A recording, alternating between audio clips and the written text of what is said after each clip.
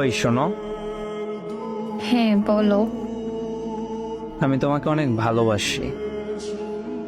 কিন্তু আমি তোমাকে ভালোবাসতে পারবো না। কিন্তু কেন? আমি একজনকে ভালোবাসি। ও আচ্ছা, তাহলে আর কি বলবো। দয়া করে আমাকে আর বিরক্ত করবেন না। আচ্ছা, 2 বছর পর ছেলেটার সাথে মেয়েটার দেখা হলো।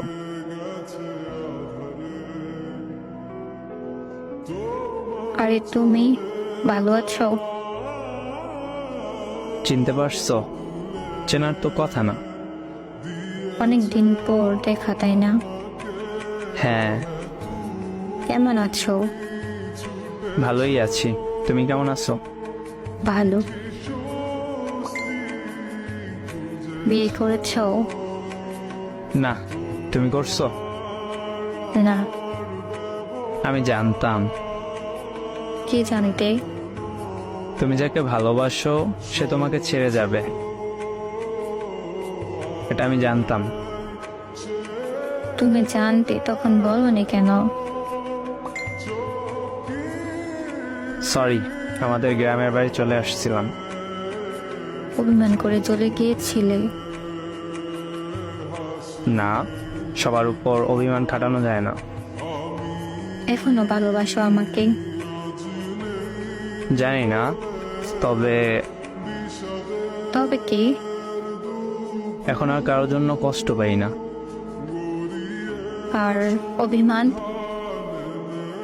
সেটা সবার উপর করা যায় না, আর অভিমান করে লাভ কি? এখনো রাগ করে আছো? রাগ করার অধিকারটাও নেই আমার। আমি তোমাকে এখন শুনতে চাই না, দেখতে চাই না এখন আর নতুন কোনো স্বপ্ন। আবার কবে দেখা হবে? নিয়তি যখন চাইবে। আচ্ছা, তোমার নাম্বারটা দেওয়া যাবে?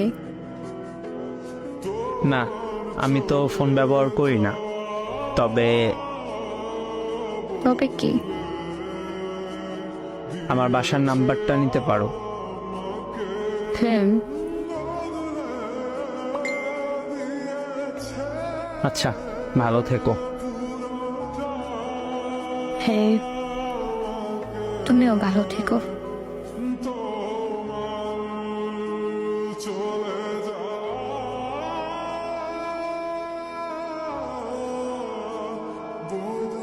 ছেলেটা পিছনের দিক ফিরে হাঁটতে শুরু করে, কারণ সে অনেক কষ্টে মেয়েটাকে ভুলেছে।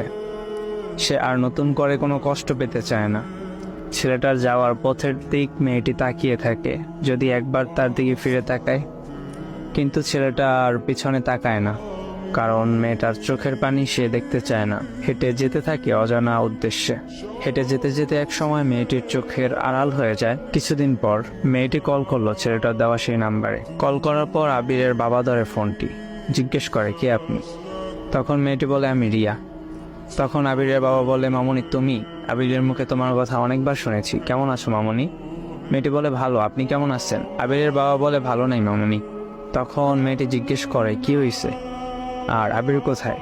তখন আবিরের বাবা বলে, আবির আর দুনিয়ায় নেই, চলে গেছে না ফেরার দেশে। আবিরের ব্রেন টিউমার ছিল। মেয়েটি কান্না করতে করতে বলতে থাকে, তুমি আমাকে ছেড়ে যেতে পারো না। আসলে সময় থাকতে প্রিয় মানুষটাকে মূল্য দিতে শিখুন। যখন সে এক বুক ভরা দীর্ঘশ্বাস আর অভিমান নিয়ে অনেক দূরে হারিয়ে যাবে বা অন্য কারো হয়ে যাবে, তখন হাজার কান্না করেও সে আর ফিরে আসবে না। অবহেলা আর মিথ্যা অভিনয়ের কাছে হেরে যায় এমন হাজারো ভালোবাসা। ভালোবাসলে ভালোবাসার মানুষকে মূল্য দিতে শিখুন।